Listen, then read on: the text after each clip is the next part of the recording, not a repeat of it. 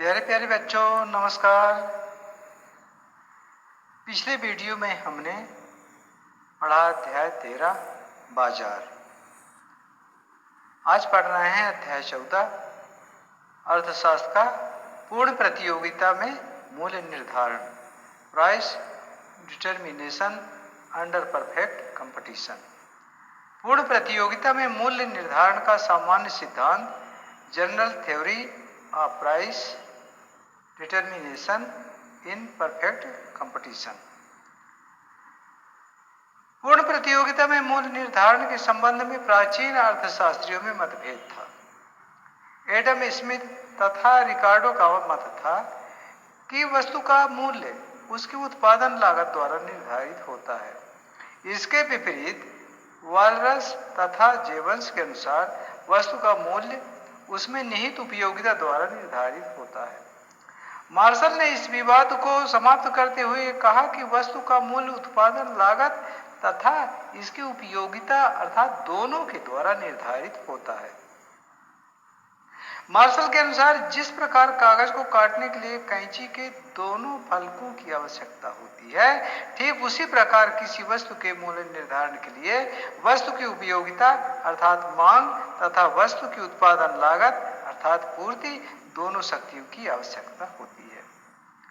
साम्य कीमत किसी वस्तु का मूल्य उस बिंदु पर निर्धारित होता है जहां पर की मांग एवं पूर्ति शक्तियां आपस में बराबर हो जाती हैं। इसी मूल्य को साम्य कीमत कहते हैं। इस प्रकार साम्य कीमत वह कीमत है जिस पर की वस्तु की मात्रा जो कि विक्रेता बेचने को इच्छुक है उस मात्रा के बराबर होती है जो क्रेता खरीदना चाहते हैं। यह वह कीमत है जो कि बाजार को साफ कर देती है। इस व्याख्या से स्पष्ट है कि साम्य कीमत का निर्धारण मांग एवं पूर्ति की शक्तियां करती है। अतः यह आवश्यक है कि मांग एवं पूर्ति की शक्तियों के बारे में समझ लिया जाए।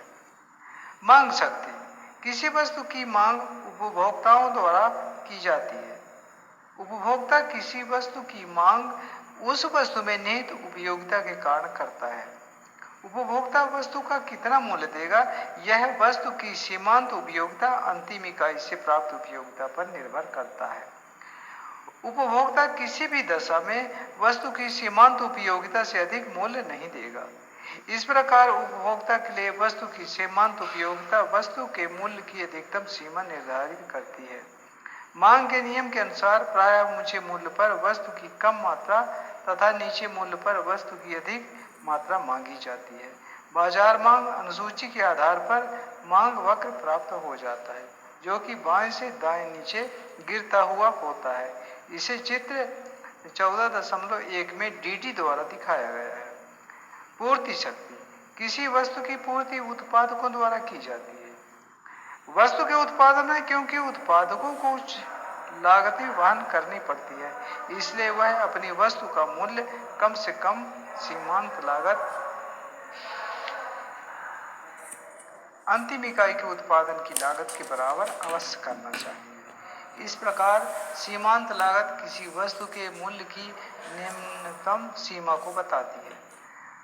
पूर्ति के नियम के अनुसार प्रायः ऊंची कीमत पर वस्तु की अधिक मात्रा तथा नीची कीमत पर वस्तु की कम मात्रा बिक्री के लिए प्रस्तुत की जाती है। बाजार पूर्ति अनुसूची के आधार पर पूर्ति वक्र प्राप्त हो जाता है जो कि बाएं से दाएं ऊपर चढ़ता हुआ होता है। इसे चित्र 14.1 में एसएस द्वारा दिखाया गया है। साम्य मूल्य का निर्धारण उपभोक्ता वस्तु की कीमत उसकी सीमांत उपयोगिता से अधिक नहीं देगा तथा उत्पादक वस्तु की कीमत उसकी सीमांत लागत से कम नहीं लेगा।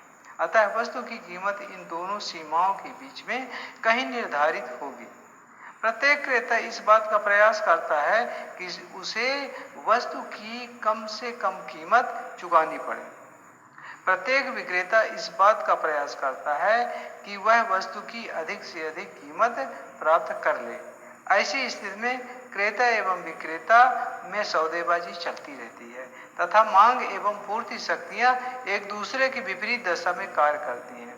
अंत में वस्तु की कीमत उस बिंदु पर निर्धारित होती है जहां पर की वस्तु की मांगी जाने वाली मात्रा तथा वस्तु की पूर्ति मात्रा आपस में बराबर हो जाती है। इसी को साम्य मूल्य कहते हैं। साम्य मूल्य के निर्धारण को एक उदाहरण द्वारा स्पष्ट किया जा सकता है। माना कि विभिन्न कीमतों पर वस्तु की मांग की मात्रा तथा पूर्ति की मात्रा इस तालिका के अनुसार है।